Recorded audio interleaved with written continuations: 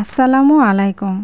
ছোট কিংবা বড়, কাছে বা দূরে সবাই কেমন আছো? আশা করি সবাই ভালো আছো। আলহামদুলিল্লাহ আমিও ভালো আছি, তবে একটু অসুস্থ হলো, এখন ভালো আছি।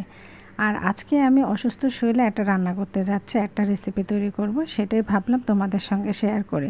এটা কিন্তু খুবই কমন রেসিপি, তারপরে অনেকে আছে খাও না, কারণ সব দেশে তো আর একরকম খাওয়া চলে না, এক এক দেশে খাবারটা কিন্তু এক এক রকম। আর আমাদের দেশে এটা যেভাবে খায় সেটাই তোমাদেরকে দেখাচ্ছে। আর আমার যে দেশ যে গাজীপুর, সেটা সবাই জানো, তো না জানলেও কিন্তু আজকে বলে দিয়েছি, আমার বাড়ি গাজীপুর, আমি গাজীপুরের মেয়ে। তো এখানে দেখো, এটা আমি রান্না করব মাংস দিয়ে। আর মাংসের মধ্যে এখন ধুয়ে সুন্দর করে একে একে সবগুলো মশলা আমি দিয়ে দিয়েছি, হলুদ, মরিচ, ধনিয়া, মানে মাংসের মধ্যে যা যা উপকরণ লাগে তা সব কিছু উপকরণে আমি একে একে দিয়ে দিচ্ছি। তারপর মাংসটাকে আমি বসিয়ে দেব, এটাকে সুন্দর করে মেখে চেখে। এখন দেখো এখানে কতগুলো জিরা গুঁড়ো করে নিয়েছি, সেই জিরা গুঁড়ো আমি দিয়ে দিচ্ছি। আর এই জিরা গুঁড়োর মধ্যে আমার সব ধরনের মশলা কিন্তু অ্যাড করা আছে। সবগুলি মশলা আমি একসঙ্গে দিয়ে তারপর ব্লেন্ড করে রেখে দিই। আর এখানে দেখো, আমি যখন অল্প স্বল্প রান্না করি তখন সাথে সাথে মশলাটা ব্লেন্ড করে রান্না করার চেষ্টা করে। আদাটাকে সাথে সাথে বেটে দিয়েছি, পেঁয়াজ রসুনটাকে দিয়েছি, আর যেহেতু ব্লেন্ড করাই ছিল। তো এখন দেখো সব কিছু দিয়ে আমি মেখে চেখে এটাকে বসিয়ে দিচ্ছি। বসিয়ে এখন আমি এটাকে কষিয়ে নেব। তারপর এটা যেটা দিয়ে রান্না করবো, এটার সঙ্গে কী অ্যাড করব সেটাই দেখাবো। এদিক দিয়ে দেখো আমার চুলায় গ্যাস নেই। এখন কেমনটা লাগে বলো তো দেখি, কারণ আমি তো ভেবেছি চুলায় গ্যাস আছে, আমি চুলা আগে জ্বালিয়ে নিই।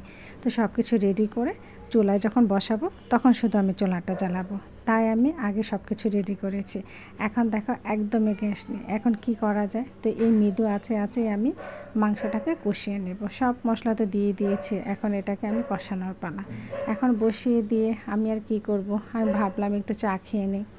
তো চুলায় তো গ্যাস নেই, কোনো ক্রমে 1 কাপ চা বানিয়েছি। এখন আবার আজকে চাটা খাচ্ছি আমি কনডেন্স মিল্ক দিয়ে। মেয়ে কনডেন্স মিল্ক এনেছিল অন্য যে কোনো একটা মিষ্টি জাতীয় খাবার বানানোর জন্য, তো আমি সেখান থেকে নিয়ে 1 কাপ চা খেয়ে নিচ্ছি, কারণ কনডেন্স মিল্কের চাটা কিন্তু অনেক ঘন হয়, খেতে কিন্তু ভালোই লাগে। তাই লোভটা সামলাতে পারিনি, 1 কাপ চা খেয়ে নিয়েছে। আর এখানে দেখো আস্তে আস্তে মৃদু আছে আমার মাংসটা কষানো হয়ে গিয়েছে। আর এটার মধ্যে দিয়ে দিচ্ছি আমি এখন কাঁঠালের বিচি। তো তোমরা কীভাবে খাও আমি কিন্তু জানি না, আমরা কিন্তু কাঁঠালের বিচি দিয়ে গরু মাংস খুব খাই, অনেক ভালো লাগে। তাছাড়া চাপা শুটকি, অন্য শুটকি, এগুলো দিয়ে কিন্তু কাঁঠালের বিচি খাই। কাঁঠালের বিচি আমার ভীষণ পছন্দ, আর এটা খুব পুষ্টিকর একটা খাবার, প্রচুর পরিমাণে আয়রন আছে। একবার খেয়েই দেখো সবাই।